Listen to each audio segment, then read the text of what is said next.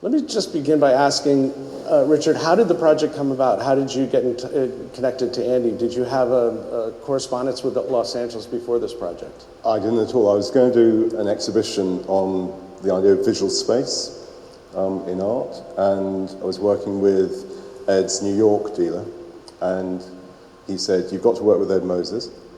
And I said, "Okay, can I come out and visit him?" So I came out and had 3 days with him in November 2018, just before he died, and just clicked and connected and thought, who is this guy? Because being from the UK, I write extensively about artists from the UK. LA is this kind of unknown world. You know, kind of New York gets in the way. You know, we don't see what's happening in LA. You might hear about Ed Ruscha, you'll hear about some of the really big names in European terms, those who've crossed the pond. But suddenly there are these amazing artists doing vibrant abstract painting, which in the UK is kind of quite academic. People are still thinking about abstraction as a formalist language. And over here, it's not.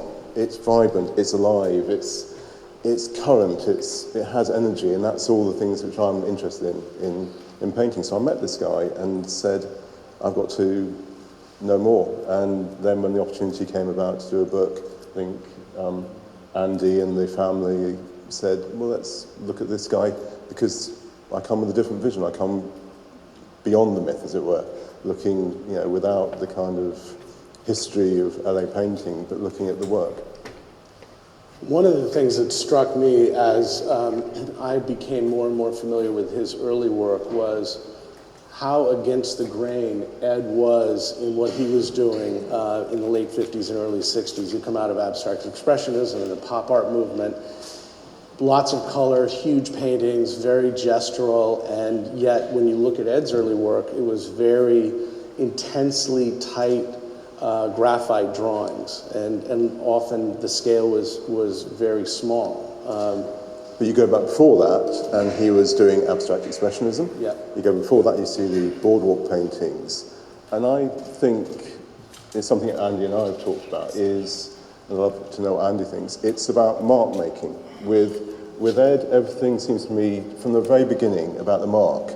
And one of the really difficult things to see in the film with those early boardwalk paintings is they are obsessive little marks. It's not kind of, they're not flat gouaches, they're not washes of colour, they are tiny, tiny little marks of colour. And he's building up these marks of colour to create a space, and you get this sense of a mark maker. And then suddenly he goes into abstract expressionism. It's as though he's decided, I've got to look a different way of making a mark. I've got to understand a different form of mark. And Andy and I have talked a bit about that, kind of this obsession about also mark. about Morandi a little bit and his early influence in terms of seeing that show in LA and what you kind of extrapolated with some further research on that. What was really interesting, I felt kind of intimidated, but equally kind of invigorated by watching that film, because that's the Ed Moses of kind of in his late 80s, 90. And I've been looking at him when he was 30. That's 60 years later. And actually, 60 years is a long time. I've not had 60 years of life, I'm 52. You know, 60 years is actually a long, long period to think for things to change. And you look at what he was doing when he was at UCLA, and then when he emerged, and his MA show was at Ferus. What an amazing thing. His MA show, his master's show, was in the Ferus Gallery, and he was doing these, what we think of abstract expressionists, but they're full of figures. They're full of portraits and images of people, as well as these marks. And so you see these marks, and then I started to look, and you find these tiny little, he transforms into these tiny little rose drawings. I thought, where do these come from? And as Andy said, suddenly it hit me, there'd been the Miranda show at Ferus in 1960, which Ed saw. In his library, and one of the privileges for me in doing the research is I've spent time in his library. People won't realise that Ed has this extensive library, and he's one of those really interesting people for me. I'm like it. You read a book, and if something intrigues you, you underline it, or you make a mark next to it, or you scratch next to it. And Ed did that in so many books. And you suddenly see inside his brain. And Miranda was an obsession. Let me interject for a sec. Because, Richard has done something sort of beyond the pale. He's living in Ed's old house, sleeping in Ed's old bedroom, going through his files, going through his books, going through his notes, going through his letters. And it's sort of like a Sherlock Holmes project that it kind of blows all of our minds how much you've looked. And me and my whole family have discovered so much about Ed. Every trip you come out, you show us things that, who has the time to open every drawer and look at every note? But Richard's done this, so he's definitely done a thorough research job before. He hasn't even written one word on the book yet. He's been researching for over a year now and interviewed so many of Ed's compatriots and friends and fellow artists from way back, from the beginning. And they've given me the insight. The way I work is to actually be in conversation with artists. I'm not an art historian as such. My PhD is actually in theology about contemporary art. So I'm interested in what does art say about reality? What does art say about the world? What does art communicate about living in the world? And I found in Ed this artist who is doing that. His work is about being in the world. It's about movement, it's about his body. It's about learning about his body. But going back to the Miranda, you suddenly see him looking at this artist. And then you realise that's what he was doing for years, almost until he got to Palms. He was looking at other artists and trying to analyse how do they make a mark. So he looked at Miranda, he looked at Thomas Eakins, he looked at Joseph Albers. Joseph Albers, I spent a month at the Albers Foundation in Connecticut. And for me, Albers is a fascinating artist. And people get Albers wrong, because they think it's all about colour and colour theory. But Albers' book was The Interaction of Colour. And he's about where colour, the line between two colours and the zip, I think the energy. Ed also, as much as he looked to so many other artists in terms of mark making, I think he looked at everything in detail in a way that's not typical, you might say. He would drive by a construction site, stop the car, look through the window, see how the 2x4s had fallen. Absolutely. Everything out in the world. I think we talked about this a little bit in terms of nature. I wouldn't say nature was a big influence. He was not into nature. It was definitely always kind of the urban sprawl and the urban chaos and the urban aggressiveness that he really tried to feed off and end up with a painting that hit you that same way, that had that aggressive kind of urban feeling, not something you could just float into, but there had to be, it punched back. I think all his paintings punch back. I've just found a book today that Ed had marked up, and it's about boxing. And Ed was passionate about boxing. And he loved boxing. He watched it with Scotty and others. And it's a book on boxing by Joyce Carol Oates. And he's marked up this book. And it's about the physicality of the punch. And it's about boxing not being a metaphor. Boxing is about reality. And you get this sense with Ed. But one of the areas, I think you're absolutely right, he was looking at artists, and you have to realise how much he was looking at artists. But he was also looking at things in the world, and I think he was a pop artist, but a kind of, not pop artist in the way that Andy Warhol, although he'd have seen Andy's show at Ferus. He's not Warhol or Lichtenstein. He's pop in the sense of he'd look at the world, the famous Tiran and oilcloth, which inspired the rose drawings, pop-up Valentine's cards. He's looking at architecture, and that's the really big thing which has emerged, is architecture. He was looking at architecture. I think he marks took and things lines from of the architecture. real world, but then would tweak them, He would tweak twist it. them, transform them, and I think that also, in terms of mark making, very much. He would look at Pollock, he would look at Mondrian. I think those were his sort of two guiding pillars, if you will, and he always sort of found himself exploring a space in between And those. he writes about Pollock and he writes about Mondrian, and I'm not certain that they were the real the painful influences for him. Because when you look at his work from the late 50s, what's he doing? He's making works which look just like John Altoon, Craig Kauffman, and in even some which are just like the early Robert Irwins.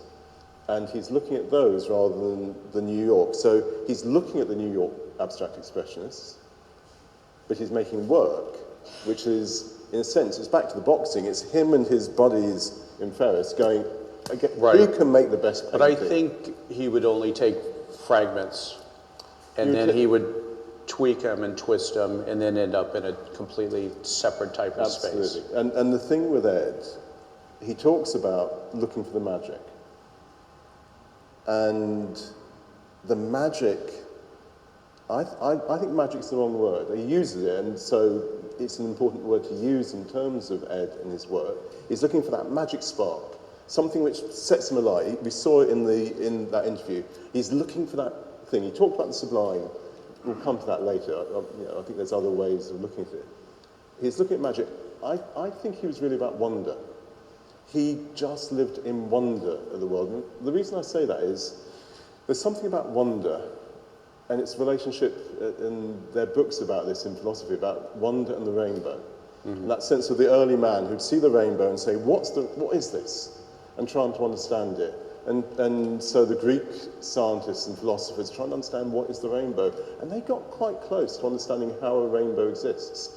And then Newton comes along and tells you what a rainbow is and that you see a rainbow differently. And there's something about Ed living in wonder. He sees something in the world, not in the natural world, but in the world he lives in Venice and Santa Monica and so on. He sees something, a building, carved shadows on a wall, something, think of the Rico Mizuno show. That has to have led to so many of the grids. I think wonder, I think surprise also. And surprise. I think he wasn't interested in something unless there was going to be a surprise at the end. There has to be a surprise. There had to be something that was off kilter, or he didn't like to know too much of where he was going. So there had to be an element of chance. But I would challenge that, because I think with the thing about wonder is the point about wonder, and you see this with what Ed's doing, he gets this moment of surprise, this magic, this zip, this kind of buzz, and then wonder is about analysing it, and you see Ed doing this. He's kind of compulsively trying to work out what, with painting after painting, how do I make that mark? How do I get that same sense of, so I can then recreate my own sense of wonder. But so he takes it when he into a cycle. recreates, I think there's It's his own thing. a serial. He continues to move forward And he in a continues to series. move forward. He never wants to make the same mark No, or the same painting He's twice. always looking for the new wonder. It always has to be something new. There was no hesitation, when he says in the film, when I ask him, what is the state of mind you look for when you start a painting, he says he hopes it's a blank. And it was amazing to see him dive in with no hesitation. Almost make a move, see what happens, see the chance and circumstance and the surprises that ensue from making that very strong first gesture, and then respond to it. And so it would be this push and pull. We talked about labyrinths. He loved Borges' writing and the notion of labyrinths and getting lost. And I said to him one time, it seemed to me that oftentimes when he was working, the idea was to first dive in, get lost, and then the painting that ensues is figuring your way back out and finding that order and that sense where it lights up. Have you had that experience? Or? He's definitely looking for the void. He's definitely looking for starting from nothing. Mm-hmm. He was fascinated with Lascaux, but then Lascaux was 20 years after almost he began working. And there's that early photograph of him in his studio. That's not, he talked about, in that film, he talked about, didn't go to New York because I need to paint outdoors. Well, that's rubbish, to be blunt. That's him 60 years on, getting it. He was in New York in 1959 into 60. At that point, he was in indoor studios. You see that photograph of him. He has a neatly laid out desk, neatly pinned up drawings, obsessively laid out pencils and mark. He wasn't working outdoors in 1959-60 when he went to New York. He was working in the studio. Well, there were a lot of chapters to Ed's life. Lots of chapters to Ed's life. And I think a lot of people see the entire body of work as something where he jumps from this to that. But I think there were so many through lines over the last 60 plus years, and those including lines, architecture being a huge one. The through lines, the architecture, the void, obsessive. When you say the void, can you explain that a little more in depth? I can, but I want to go back through architecture to get to the void, because when I went to Ed, he said, the one thing, I was looking at doing a show which was about space in painting, and to me, I'd seen Ed's work and thought it's all about kind of creating this illusion of space within the canvas. And I kind of said this to it, almost the first thing I said to Ed, and he said, "That's fucking rubbish, Richard." Well, in his, I can't do his accent, but he said it's one mark on top of another mark. It's not about depth, it's not about illusion, it's about one mark on top of another mark. And it was like a light bulb moment, like he was looking for. What Ed was doing was he was building architectural space on the surface of his canvases. You look at any of these, he's building mark on mark to get to that final mark. And what you're looking at in his paintings is not going into the canvas, it's the canvas coming out to you. It's about these marks of paint coming out to you, building up almost an architectural space in which he's asking you to inhabit it with him. And that was Ed. Ed was about relationships with people. I think there's always an aggressiveness to it. Again, I'll bring back to a push-pull in space. Oh, yeah. And so he liked to bring you in and then keep you out. So it was this constant back and but forth. some of the early grids, it was like tumbling into. It was like the pyramid he made for Chapelet. It was about creating this space which he pulled you into. But what he also was doing in the grids, which he was making, which is just fascinating. You get these regular lines, but there's always, everywhere, there's at least one or two lines which just go against the grid, exactly as you say. He's challenging. He needs that kind of off-kilter. He needs a dissonance. Something to create kind of a spark, yeah, I think, for him, for the viewer, something to for challenge the viewer to go into. But I look at these works behind me, and I'm looking at the Rose drawings, and these are the Rose drawings as well. It's about creating space in which solid objects then appear.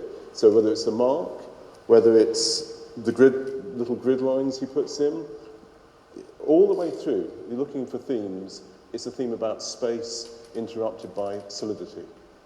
And he's building these places where this is like a person. These stones are like the people which inhabit.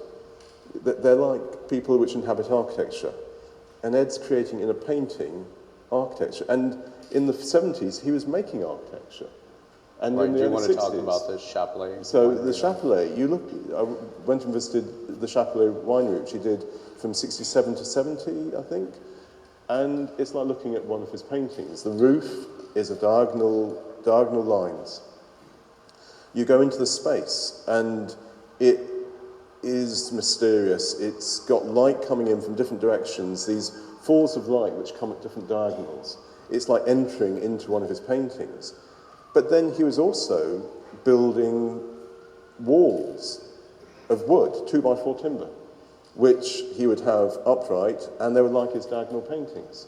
And maybe some of the people in the audience remember the walls you're talking. When did he do them? 63 or 64? No, this was kind of late 60s into early 70s. Giant 30-foot by 30-foot walls that he leaned against buildings. We have pictures of him. Yeah. That's all we know of him. And he was doing these walls, and they were quite private, talking to Irving Blum. He said he saw them, but these were something that Ed just did, almost like an architectural painting. And he was building these walls, these spaces, out. His grids, his cubist works are about building space and getting you to enter into space and twisting and turning in space. And he underlines stuff in quite a few of the books, which are about how do you look, twisting and turning through space, getting the eye to look. And back to exactly what you said, it's not about restlessness, about changing the way people see. It's physicality. I'm not certain it's quite as aggressive, but there's something about the physicality, and I think that's come across for me about Ed. That Ed is, it's about bodily mark making, and when you look at all these tools he was using, the more I look at them and the more I think about the way what he's doing and the things he's interested in, it's as though the tools are ways to exaggerate or extend his body. And I think just to open up his working process so it wasn't so conscious. I think no matter what we say about the work, though, he would probably laugh and say, it's about spontaneity, it's about gesture, it's about the moment, really. And for me, it's about those... Go ahead, Bill, sorry. Right. No, I'll just, to pick up on the sense, what I've learned as a dealer in dealing with Ed's work is that these paintings exist in kind of an architectural space in the world, and they're never in isolation. So one of the things that was exhausting to us dealers, Kimberly, you know this, was that a show was just never installed. It was how one painting talks to another, what its orientation would be, what does it look like if I turn it sideways or upside down or put it in juxtaposition with another painting. And that kind of relation, I think, was a window to me in how his mind worked. First of all, he never stopped. It wasn't like, the worst thing you could say as a dealer to him was, I think it looks perfect. You're in for a lot of trouble and a lot more work. And so it was a constant. I don't think anything was ever finished, actually. No. So Frank knows the story. I think he borrowed back a painting from Frank. Tell that story. Altered it for how many years after, and then maybe never returned it. I'm not sure. Well, and Carol, and we know in the studio, if Ed did a painting that we really liked, you'd hide it from him because he would continue working on it. I remember I had a couple paintings that I really loved in my office, and I thought I'd sell them, but I hadn't sold them. And he said, I'd like those paintings back. And so I went, okay, he wants them back. So I lost my shot. 2 days later, he said, you can pick them up. And they were paintings from maybe 15, 20 years ago, and he'd taken it back to the studio, and he'd made subtle moves on them. He put little dots on one and little crosses on the other, like in that painting. And it was, I think, the most indicative of his approach to the world. He really strove, more than anyone I've ever met, to be in the moment. So there was, in the moment, you're looking at how these paintings are now, not how they were when you made them. So right. when you and they would have evolved from here. So I caution that notion that there's a final mark or gesture that he gets to, that there's an endpoint, because I never had that sense that he was in constant motion. And when I say about final mark, there wasn't a final mark, but at some point he the painting had to rest. When the painting left. Well, just, since the book isn't written yet, we just want to make sure. Yeah, no.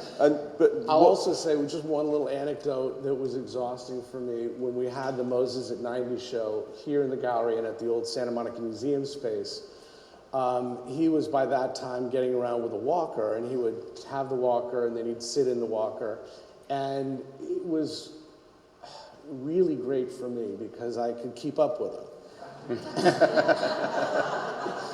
But then Sed and Andy got him a motorized wheelchair, and it was like a shark in constant motion, just cruising. constantly through the exhibition, and really dangerously close to his paintings that I was trying to sell. But it was a manifestation of that kind of restless energy that it made him such a unique figure, and that's why I wanted to start with the film, because he had this light and this presence and this energy that is so rare to see in someone, where that there's this curiosity and restlessness to discover, to find out what happens if I do this, what happens if I say that, and not to edit how it comes out. We think about the marks, and we think about it just as a visual thing. I think Ed was about the whole body. I think, there's something. That's a really interesting insight. I think for me, Ed's about touch, and you think about Lascaux paintings, which he was really obsessed with. Lascaux paintings were made by, Paleolithic artists, and we know now that Neanderthals were making cave paintings, feeling the surface of the cave, feeling the surface of the rock, and leaving a mark behind which they touched the surface of the rock. It wasn't about I'm leaving a mark as a graphic sign, right. It's I'm leaving a mark of my body on this physical thing. And they would sometimes, some of those marks are made because they got the pigment in their mouth, they ground it up, and they spat across their hands onto the cave wall. And I was doing some work a few years, about 20 years ago, with the artist Bob Natkin, who great Chicago artist, and then based in Connecticut and New York, well known in New York. And Bob talked about going to the Met one evening and being in the room full of Vermeers. And he suddenly found himself on his own and heading towards a Vermeer painting with his tongue out.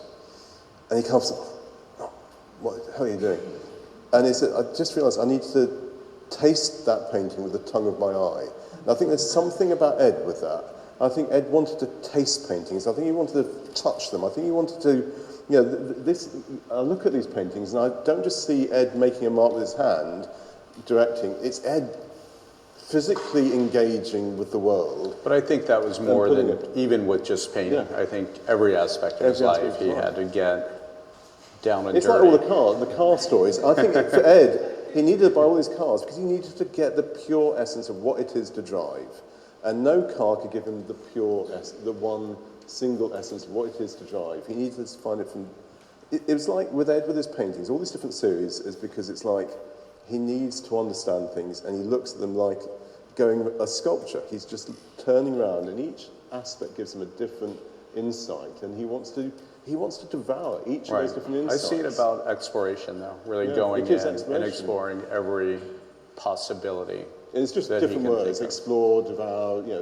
He needs to discover, explore, wonder, find the magic. He's just voracious. And I was talking to Sed earlier, and I was starting to think, do you know what? I think you dealers were an inconvenience for him. We know that because he shot himself the foot with dealers all the time, and kept moving from dealer to dealer.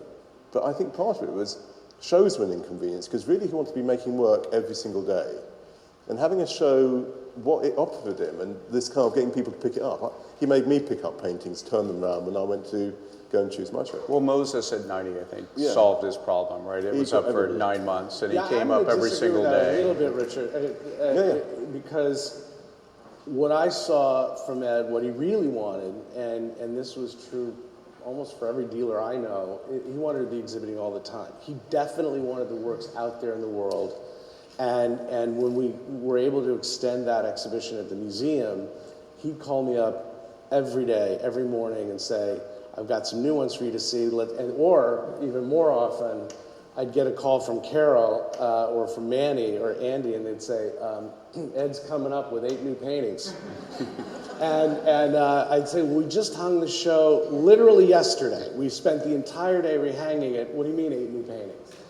And he had that energy to really get the work out there and get that, share what he was doing with the world. You're absolutely right. I think he wanted to share. What I meant, and I'm kind of wrestling to try and get to, because writing hasn't started. I think the gallery offered him a different space. He'd got his 2 studios, and he can move paintings around, but actually in the gallery, he can see the paintings differently. And so it was about constantly looking for the magic. And so that's why the inconvenience was you as gallerists wanting a fixed show. What he wanted was, here's a different space, I can look at the work differently, I can show people the work differently, I can help them try and find where the magic that I see is. And so that's what I mean by the inconvenience, that he didn't want the fixed show, he wanted, like his life, he wanted to be constantly looking, saying, oh, if I put that next to that, that creates a spark, which I need to see. But it was a constant. Okay, we saw how that looked, and then the next day. He wants the magic every single day. Yeah, I think one of my advantages, later in working with Ed was because I got yelled at him like everyone else in his orbit, you developed a kind of a thick skin, and the next moment everything's fine. But I learned from my improv comedy days that you never say no. You say yes and so I once I realized that thing with Ed, we got along so well because he'd say, "What if we did this?" And I go, "Great, let's try it." And then what if we tried this? And just the fact that there was no resistance, I think, it told, and he was inexhaustible in wanting to try. Let's see, what does it look like? What happens if I do this? What happens if I do that?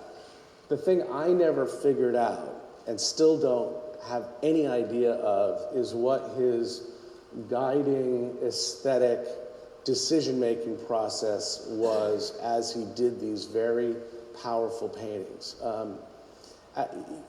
As different as one looks from the next, they're all clearly Ed Moses paintings. They've got that energy to them, but they also have a quality to me that is surprisingly sophisticated. You, when you look at them, don't know how they came into being. There's something that belies that notion of spontaneity. There's a real sophistication, and maybe it's from just layering and paying attention and seeing how you're led. Well, hopefully we'll never know. I mean, that's the adventure of looking at the work. That's it.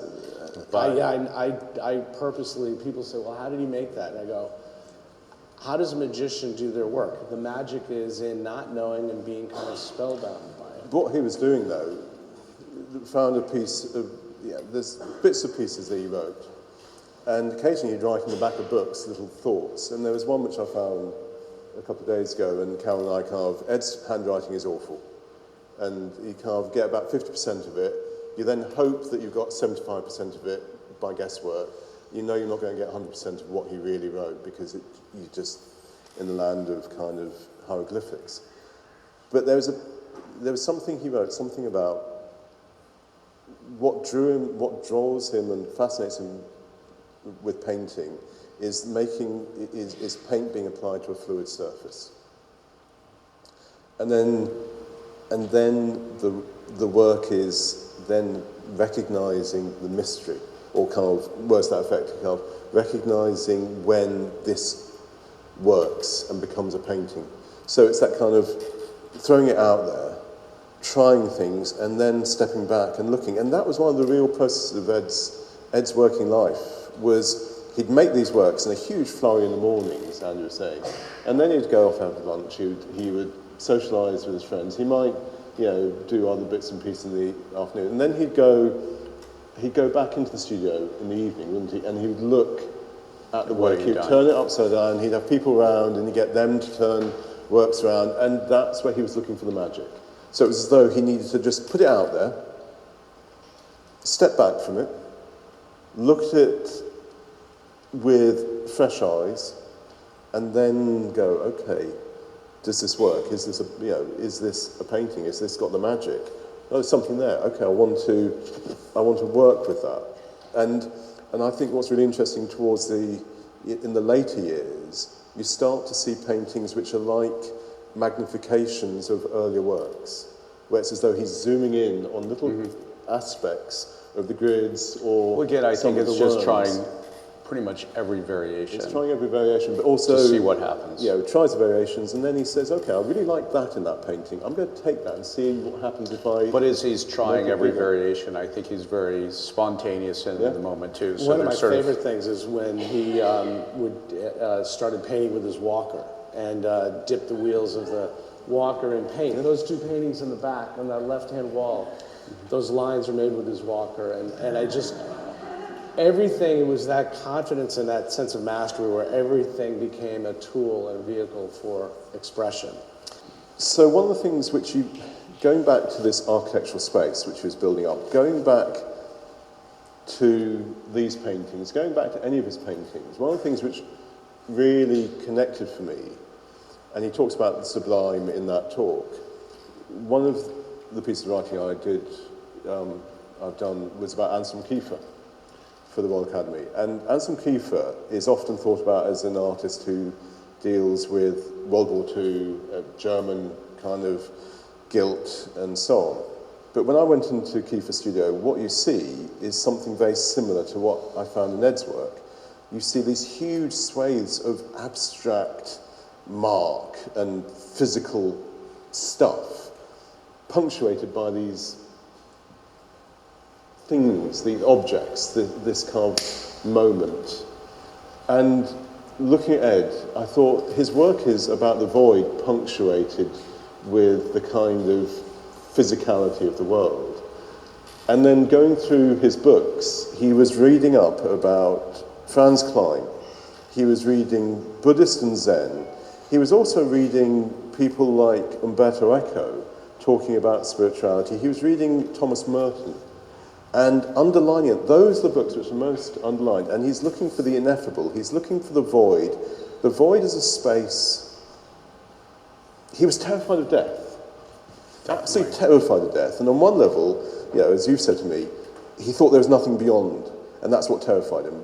But equally, in the work and in what he's reading, he lives in the hope that there might be something. And the work is I about... think even in these mirrors, he's always suggesting some kind of mystery, but he never wants to explain the mystery. He doesn't give you the it's name the of the mystery. mystery. He doesn't give you the name of the mystery. The mystery to be the mystery, not to understand it, not to explain it. And I think these always take you into a mysterious zone, but without absolutely over-determining what you're seeing. He's looking for that space. And to me, it's what he's doing. It's something about the boundary, and it's really interesting. He uses that word sublime.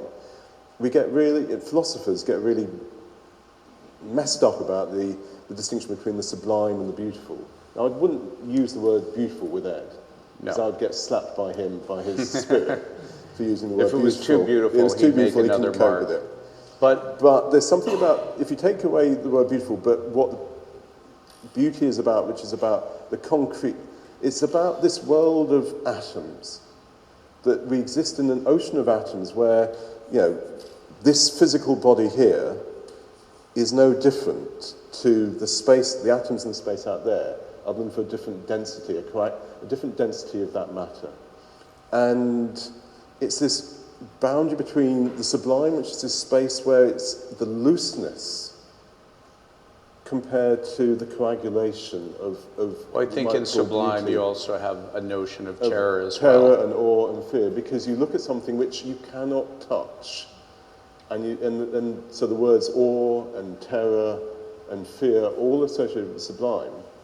There's something about awe, which is, back to the word wonder, this sense of looking. And that's what Ed was wanting to capture all the time, was this. And it was as though he was looking for the sublime. He was looking for that moment of wonder where it's that boundary, going back to the Albers drawings, going back to these tiny marks. He's looking for that moment where it's this boundary here between him and the world beyond. Mm-hmm. And he's constantly looking for that boundary and trying to straddle that boundary, has no idea what's out there, but feels this sense that, it's not just him here. It's looking for this space. Richard, can I ask, researching this book, you've spoken to so many of Ed's friends and fellow artists and peers. Is there something that has emerged that surprised you, that was unexpected, that an insight that you've had, or I think less talking to people. I think what's really emerged for me, the two things that have emerged for me is the contradiction, and that, you know, I'm prepared to have you kind of slap me down on this, but I see him as a very, very serious, dedicated artist, and so all the language about him being this kind of spontaneous absolutely is there. But there's also, and it's back to something Andy's, and I talked about, it's the Pollock Mondrian, it's about the grid, it's about the serious rigidity compared to the fluidity. And there's some amazing works he was doing in the mid to late 70s when he was riffing off Jimmy Hayward and Tony and David Novros and Bryce Marden, and he was making these works where it was diagonals, very rigid, but then he would flick ink and paint just to, and those are the really exciting, those seem to me to capture Ed, the rigidity, and it's seeing in his books, seeing the things he was reading and going, I'd never expect Ed. And I think he was, for somebody coming from the UK, he was an American artist. He was about whilst he may not like the open plains, he was about space and openness. He was about, you know, kind of, as I said talking to Angelica Houston yesterday, and I said, he's one of your father's characters. He's one of your fathers, and she said, yeah, he would have been the perfect old man in the sea. You know, he would have been that character. And so for me, it's about this seriousness, this kind of in-depth reading, which was kind of slightly hidden. The kind of character, the mythology of Ed, this kind of big, the guy zooming about, the clothes, the cars, the women, and so on, offset against this person who is reading Sylvia Plath, who is reading William Blake, who is reading, you know, books of Heidegger and Umberto Eco, and marking them up and fascinated by them and really getting in depth with them. And he was a romantic. Chuck and Oldie said he was a great romantic artist, and I think that's it. He had a lyricism to him, offset by some of that hardness, but there was a real lyricism to Ed, which I hadn't been prepared for. That sense of somebody who was really thinking about poetry, thinking about the lyrical mark, thinking about the magic, the wonder, the kind of the fizz, and that's what I think one of the things that really surprised me.